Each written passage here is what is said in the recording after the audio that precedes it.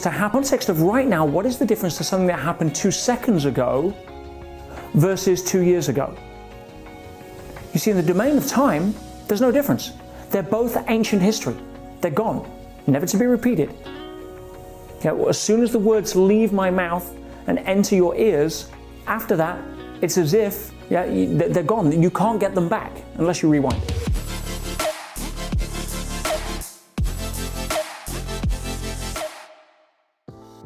So think about all of the other major decisions you have to make in your life with what to do with your life. How do I know I'm going to marry the right person? How do I know how many kids to have? How would I know where I want to live? Fill in the blank. You never have enough information logically to make those decisions. So what do? You throw a dart in the board. You take your best shot, and then you work off feedback. And if you marry the wrong person, you'll probably figure that out sooner or later. And then you have a choice.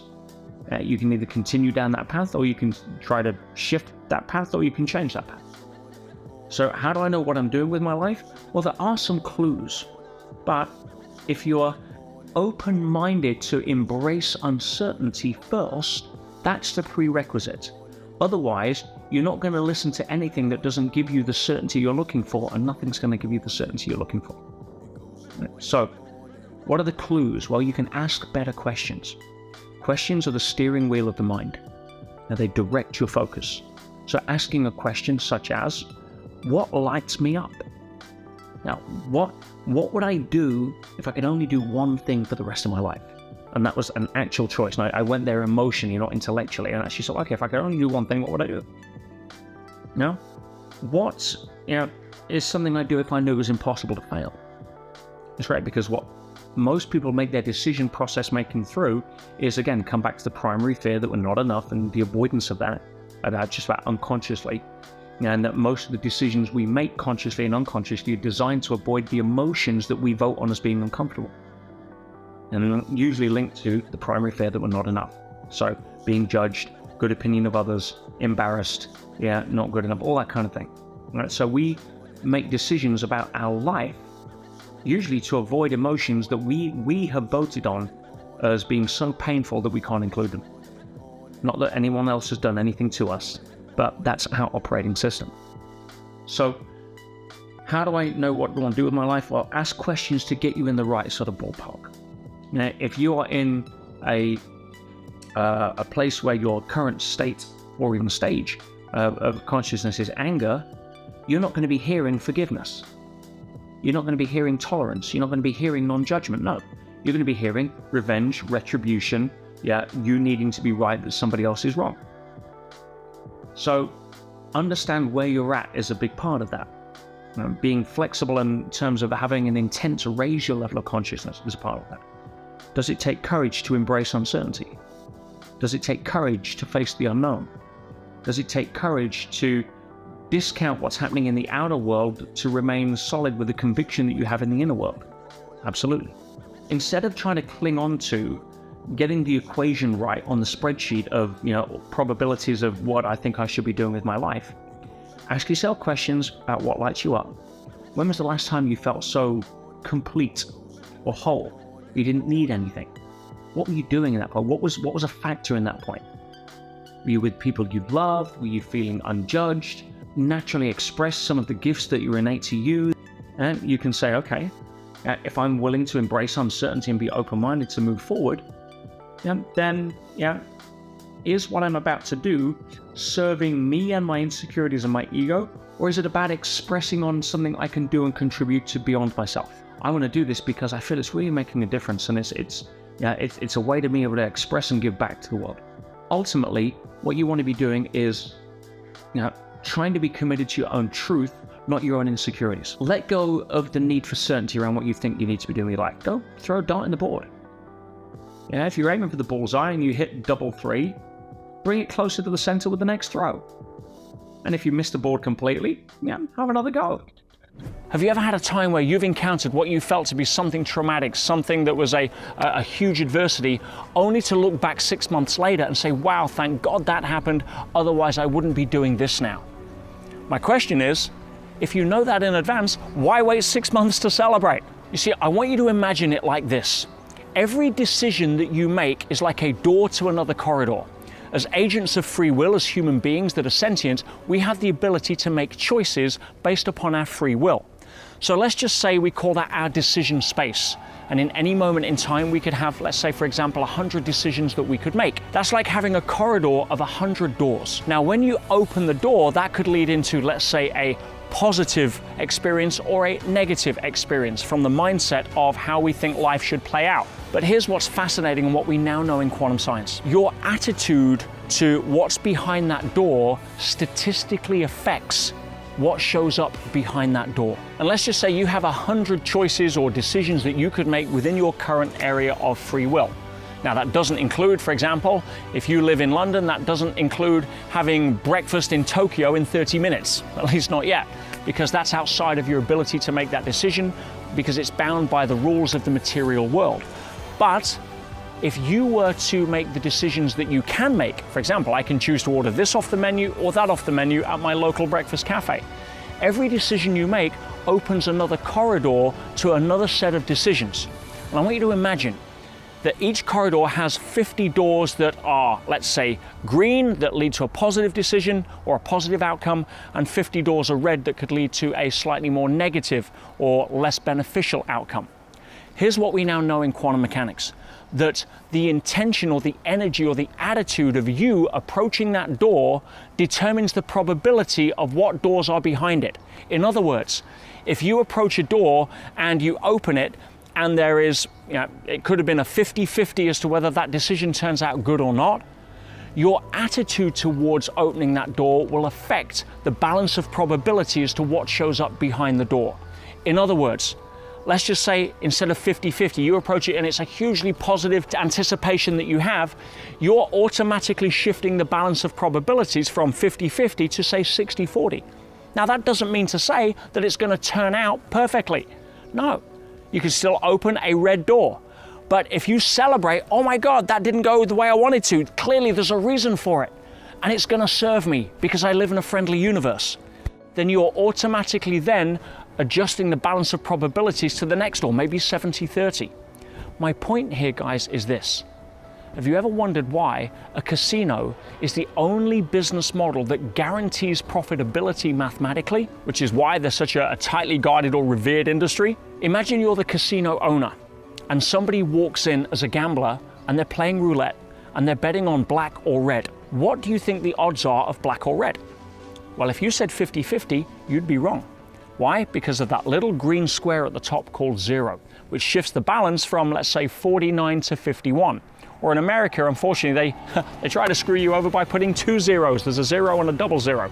So the probability is even less, 50-50. So if you were to be a casino owner, you know that you have to lose 49% of the time to win 51% of the time. So if somebody walks out of your casino betting black and red with $100,000 up, you don't care. You know over time you are guaranteed mathematically to win. Now, what relevance does that have to this conversation? Everything. If you open the door of the next decision you make and you find a situation you don't like, if you react to that in a negative way, you stack the deck behind those doors that are following to be more negative than positive. Again, gamblers know this. You ever heard of, oh, I'm on a winning streak. Oh, I'm on a losing streak. It's where it comes from. You're adjusting the balance of probabilities in real time. So if you celebrate every single outcome, especially the negative, as hard as that may be, as much emotional maturity as that takes, because like the casino owner, you don't get upset if somebody's walking out because you're playing a bigger game. You become the house, not the gambler. And as we all know, over time, the house always wins. If you believe that everything happens for a reason, over time, you will have a better life than a worse life. If you believe that everything happens haphazardly and you're reacting to negativity, then you're going to have more negativity. Occasionally, you'll have some great stuff, like occasionally a gambler will win. But over time, the house always wins. And knowing that everything happens for a reason makes you the house, not the gambler. And that, my friends, is the key to playing life on your terms, using the laws of quantum mechanics and every aspect of what all of the spiritual masters and the wisest men in history have been telling us emphatically throughout the last several centuries. Of course, the choice is yours. Now trust me, life doesn't really care whether you believe this or not. It'll only react to what it is that you choose. So choose wisely, my friends. You start to believe that everything happens for a reason, and then the next time somebody leaves you, you won't go into depression. You'll say, wow, thank God they moved, so they made room for somebody who's right. We hear so many people feel that they're trapped as a victim based upon events that have happened in their history. And I'm here to tell you right now, in no uncertain terms, your history is not your destiny. Who you are right now may have been influenced by certain events in the past. That we can talk about. But being able to use that as an excuse not to move forward, to become the person you were born to be, is not on the table. So now let's talk about that. How do you break free from the past, especially if you've had some level of trauma or some news that you feel has crippled you, or an experience that you've gone through that has really been disempowering? How do you get out of that? How do you stop that from being able to put a shackle around you moving forward on a path towards joy and fulfillment? Well, for a start, let's just analyze exactly what the past is, because the mind loves to come up with labels. And one of the most disempowering labels that is being used in society today is the past. We use it to refer to something that, as you'll see in a moment, is actually a little bit of an illusion. So if I was to ask you a question right now, throw it out there, what is the past? Think about it. For you, what is the past? And I could ask that to 1 million YouTube subscribers and get 1 million different answers. But most people see the past as something that has happened to them. And essentially, when we keep replaying that story, it becomes the now story. And then we're pretty much screwed. So let's just see what my answer is to that for a second. What is the past? If something happens in the domain of time, and if it was to happen 20 seconds ago, or if it was to happen 2 years ago, or 20 years ago, or 2 million years ago, what is the actual difference in the context of right now? In the context of right now, what is the difference to something that happened 2 seconds ago versus 2 years ago? You see, in the domain of time, there's no difference. They're both ancient history. They're gone, never to be repeated. As soon as the words leave my mouth and enter your ears, after that, it's as if they're gone. You can't get them back unless you rewind. And then all you're doing is playing another now. So if you start to understand that all the past is, all it can ever be, is a real-time memory of a previous event. So when you understand that all the past can be is a real-time memory of a perceived previous event, with the brain filling in most of the blanks coupled with imagination. Now, the kind of blanks the brain fills in and what job the imagination does is really directed by one thing, and that is the meaning that you chose to give the event that happened. So let me just say that again. All the past is, all it can ever be, is a present time, real-time memory of what you perceive to be a previous event, or your experience or recollection of some previous event, with the brain and the imagination filling in most of the blanks based upon the meaning you chose to give that event. That is the past. It has no recollection, it has no impact right now in this moment at all. It's gone. Now, the challenge is that we are emotionally hooked to it based upon the thinking that we have around that event. And if our biochemistry is stimulated in a consistent way based upon consistent thoughts of that event, it's going to trigger emotions and feelings that keep us trapped. Let's just say you're driving home and you see a blue light in your rearview mirror. What happens to you physically at that point? Well, if you're like most people, you'll suddenly have a biochemical shift. Your heart rate will go up, your blood pressure will go up, your breathing will increase. You'll have a whole series of cascading effects inside the body based upon higher levels of adrenaline, cortisone, fear response. We know that. But here's the most interesting question. What caused all of that neurochemistry to start? Now, some people would say, oh, it was the blue light. Well, it can't be the blue light because the blue light didn't suddenly hit your skull, bury itself into your head, cross the blood-brain barrier, and start messing around with your neurons to produce different neuropeptides and chemicals and hormones that then influence the biochemistry of the body. That didn't happen. It was your thinking in relation to what the blue light meant. And if that blue light then overtakes you and goes chasing somebody else, you have a different reaction. If you pull up at a party and there's a blue light there with an ambulance and you're there to pick up somebody you care about, you have a different reaction. So it's not the blue light. So if you understand that if you have an emotional, a biochemical reaction to the thinking that you have around events in the past, every time that you think of that event in a certain way, you trigger a different thought pattern that causes different chemicals, and then all of a sudden, I feel down, I feel depressed. And it's as if that even though it was ancient history and doesn't exist anymore, you bring it into the present moment through biochemistry. That's how most people get trapped in the past. Now, if you understand that you can never do anything about what's happened, you can't. You can only choose new choices in the moment to empower you to be able to move forward. I'm never meant to be happy. Because if you had my history and if you had my excuse and if you had what happened to me happen to you, you'd be the same. But she chose not to say that. Instead, she said, you know something? I know where that story goes. That's a tunnel with no cheese. I've played that game before. Instead, I choose to take a different meaning out of this experience. And the meaning I choose to take, she said, is that I'm going to squeeze every drop out of every day that I'm left to live for the rest of my life. And I'm going to live life full out. Do you know why? Because if I'd done it 2 years ago, I'd have been married by now.